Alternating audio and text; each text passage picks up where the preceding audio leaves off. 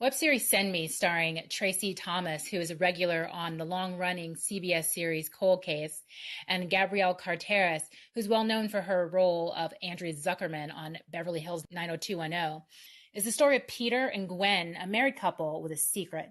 Gwen has the ability to send individuals back to the past, to the time of slavery. The 6-episode web series asks the question, would you go back in time to slavery? And the impact the question has on Gwen, Peter, and those around them. Join us as we interview Steve Harper, who's the writer and creator of Send Me. If you get chosen, it's a tremendous commitment. Emotionally, spiritually, financially. If you go, there's one important rule. Don't do anything that might change history. Stay under the radar. I understand. I would go. I would go back to slavery. Sure, somebody's got to go back and put a bullet in some white people's heads, and that's just what I'll do. Well, Django on them.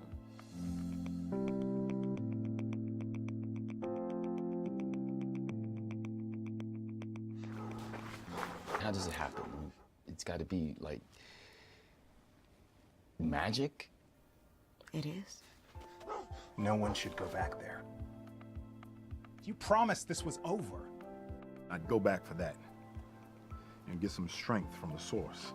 I don't know why you're even talking about this. People want to go. They want the experience. People don't know what they fucking want. You built your academic career studying slavery. You think you know what to expect? As much as anyone can, without having been there. You might not return. There's no guarantee. We lost someone. Stephen, thank you so much for joining us on our show today. Thanks, glad to be here. Great. So I saw your trailer for your program, Send Me, and I was intrigued by the concept of the web series. I know that it's based on a story that you wrote. Could you kind of explain a little bit about your story and what inspired you? Yeah, for sure. So I've always been interested in creating stuff that are things that I don't, TV and plays and stuff that I don't normally see. I've spent a lot of my years as a playwright and am newer to the television world. Spent a couple of years writing for Covert Affairs on the USA Network, and I became interested when I left Covert Affairs, working on something that I felt viscerally connected to. I had a great time working on that spy show, and at the same time, what I feel like is, it took me a while to embrace and move into and understand the whole CIA world. Not sort of something that I grew up sort of understanding. So it took a lot of research and reading and sort of, to steep myself into that world. And when I left that show, I thought, I want to create something that feels viscerally connected to something that I live every day, something that I'm really connected to on a heart level. And I think, as a Black guy in the United States, I am obsessed on some level with race. I obviously live in the world and function and all that stuff. And yet at the same time, there's this dialogue that goes through my head all the time that's about race and how my race is sort of impacting my journey through the world and how other people's races are impacting them. So I started to think about, well, what can I do? What can I create story-wise where an audience would have to be cognizant of race the entire time they're engaged in this piece, whatever it is.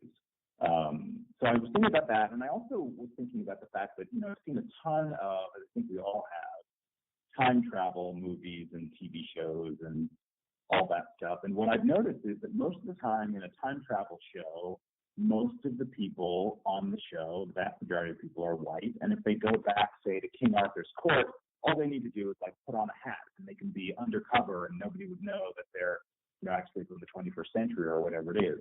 And every time I've seen that, I thought, well, that would never be true for me. If suddenly I was in merry old England, I couldn't just put on a hat. People would be like, well, who is that guy? What are you doing here? And so those two ideas kind of collided in my brain, and I started to think, okay, well, if I dealt with time travel, what's the juiciest, most interesting time travel place I could connect to that deals with race. So my web series, which is called Send Me and premieres in February of 2016 during Black History Month, is basically about a Black woman who has the power to send Black people back in time to slavery, and people get to go back to a slave plantation and experience it. The idea, of course, is that they're not supposed to change history, but they're supposed to show up and be there and experience what it's like to be a Black person in that time period. Right. Now, the character Tracy, who has the power to send people back in time, she's been on series like Cold Case and The Good Wife, Veep. What her character plays clearly a crucial role in deciding who gets to go back. How does that play into her character? Is there some control element to her character, or power in her character? Tell me a bit about her character. Yeah, well, it's interesting. So we're talking about Gwen, character Gwen, played by Tracy Toms, who's a fantastic actress and a friend of mine. Tracy was the first person that I reached out to when I decided that I wanted to do this piece, and she's really fantastic in it, I have to say. There are some mysteries about Gwen and who she is and how what she's actually doing. Many of the people we have in the series, which again premieres in February, we have in the series a couple of things. There are these 6 narrative episodes that are very short because it's the web. So these 6 3-minute episodes where we explore the question of whether or not this journey is going to happen. Gwen's husband, Peter, which is the part that I play actually, is opposed to them sending anybody. They've sent 2 people and one never came back. And so they're in this argument and fight around the question of, whether or not they're going to do this again. And we also get to see a number of people who are interested in going on the journey who do these interviews, these direct interviews to the camera, which is basically like the first step to getting invited to do a second interview with Gwen. And so we get to see a bunch of people and what they have to say about why they want to go back and how they feel like they're going to be better on the other side of it, or stronger, or smarter, or more connected to their history. And I think one of the mysteries of the series really is what Gwen is up to in doing this and why she's doing it. And I think, there are a couple of different layers to that, which we discover sort of in the series that I'm not going to talk about specifically. But essentially, we start out with the notion that she's been given this power, gifted this power. And for some reason or other, which we may or may not find out, she is obligated to keep sending people. And her husband doesn't entirely get it, and I don't think the audience does too until she fesses up. Now, watching the trailer, what immediately the images conjured up for me are the people trying out to be on the first mission to Mars. They know they're not coming back, but I immediately thought of those interviews when I saw your trailer. So in a way, I feel your characters are being kind of pioneers in a different kind of way. Some of the characters, were like, I'm going to be like Django, and some were like, I want to learn, and some want to gather strength. What do you think you would want to do, or is that something you don't want to talk about? Well, I think ultimately, like, I wouldn't want to go. It's not really something that would interest me, and I'm completely transparent about that. But what I am really interested in exploring these characters and in playing around with this idea is, we live in a culture today where people are hungry for dangerous interactions, and by that I mean, it's maybe not commonplace, but certainly accepted for people to climb mountains where they could lose their lives by climbing a mountain, where people want to jump out of airplanes, where people want to do dangerous drugs, where we actually are interested in and watch television shows like, I don't know, like Breaking Bad or like Narcos, or, shows where people are literally putting themselves in danger all the time. And there is a sense in our culture today that thrill seeking is accepted and understood. People say to themselves, like, wow, once I climb this mountain, I'm going to know more about the world, or I'm going to know more about my personal or physical or spiritual limits, I think that's almost everyone who wants to go on this journey is facing it with that kind of desire to kind of light up their life or discover something or push through something in a way that they feel like they can't discover or push through in any other way. Now, you mentioned a moment ago that, there aren't a lot of time travel programs or films with Black actors. My favorite time travel show, Doctor Who, for one season had a Black actress. And I felt like did you feel like they kind of addressed some of those issues, or do you feel like it was kind of something they didn't address? I'm not sure.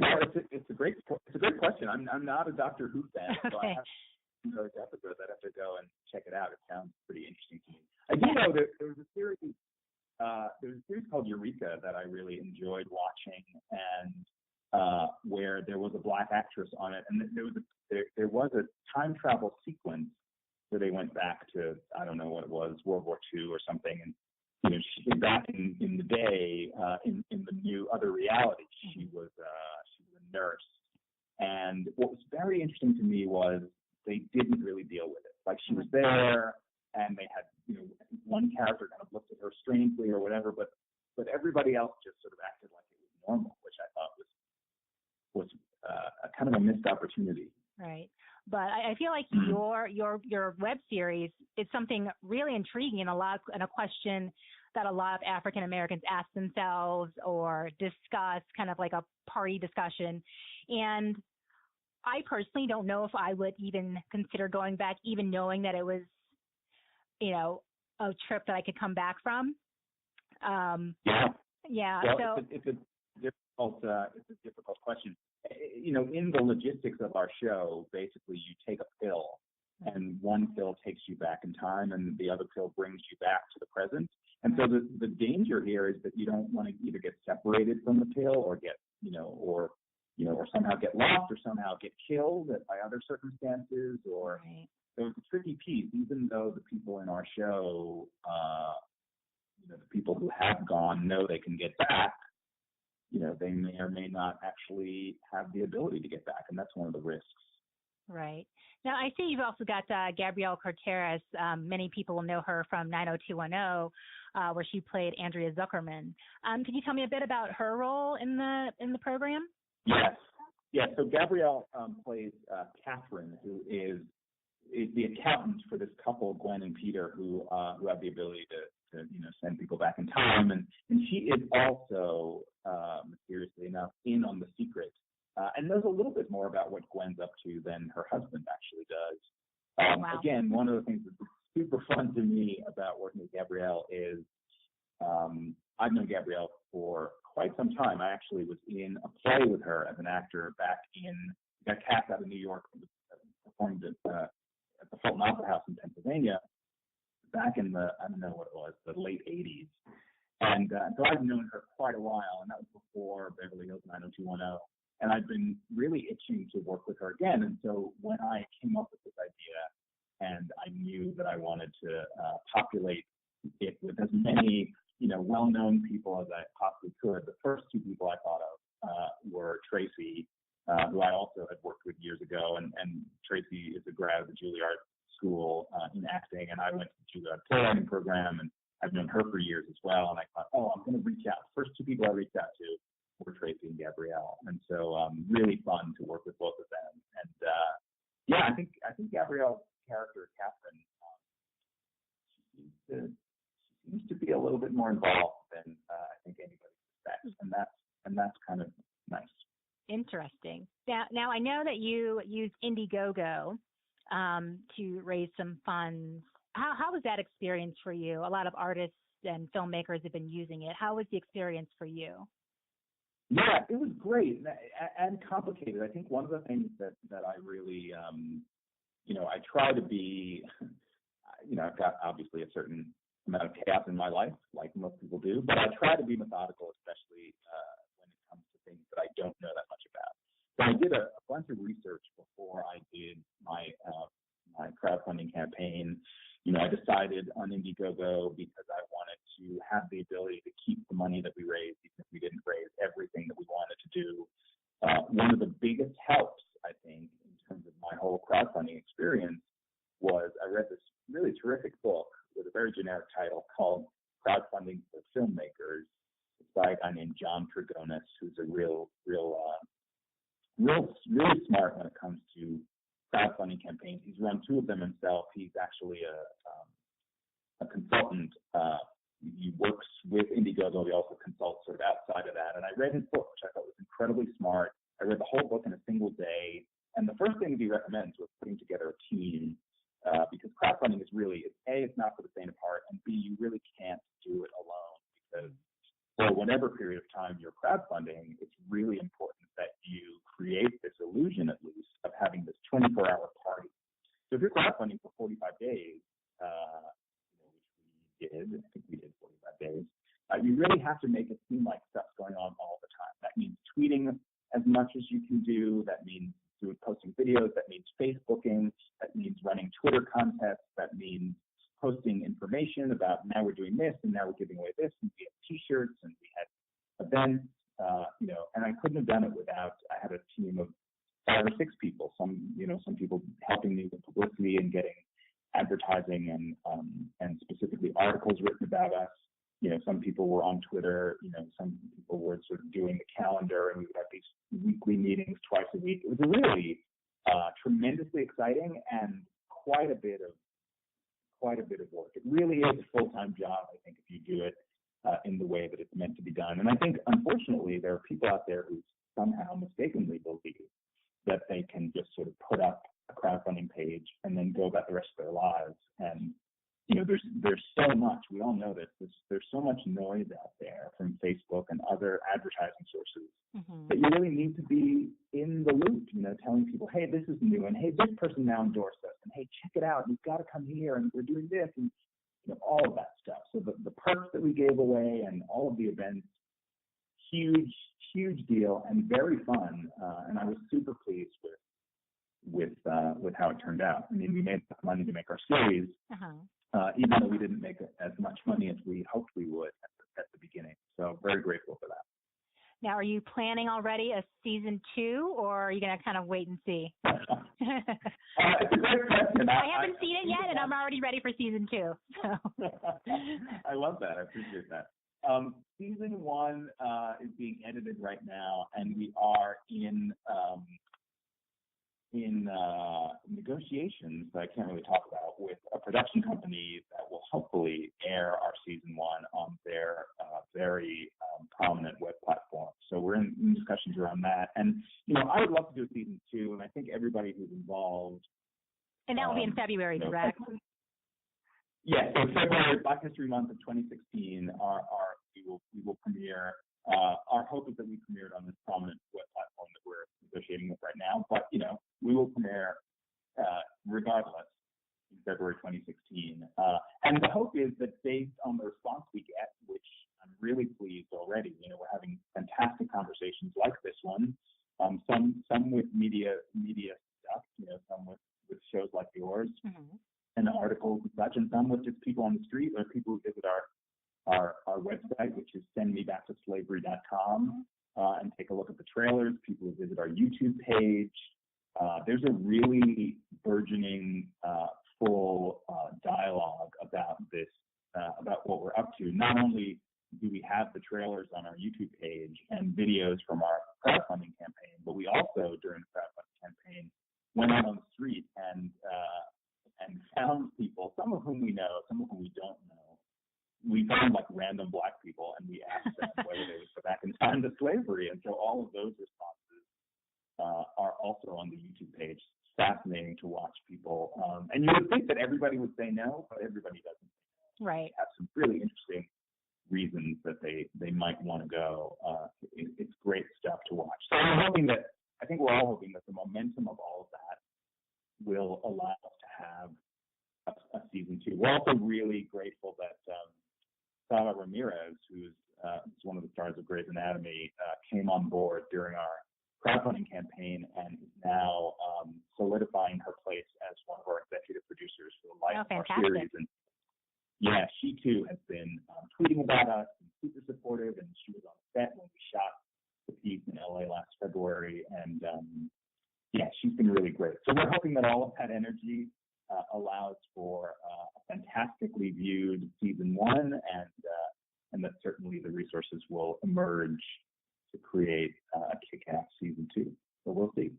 Well, great. Thank you so much, Steve, for joining me. I'm super excited about this program. I can't wait to see it. Everyone can check out sendmebacktoslavery.com for updates. Thank you so much. Great. Thank you. Really a pleasure.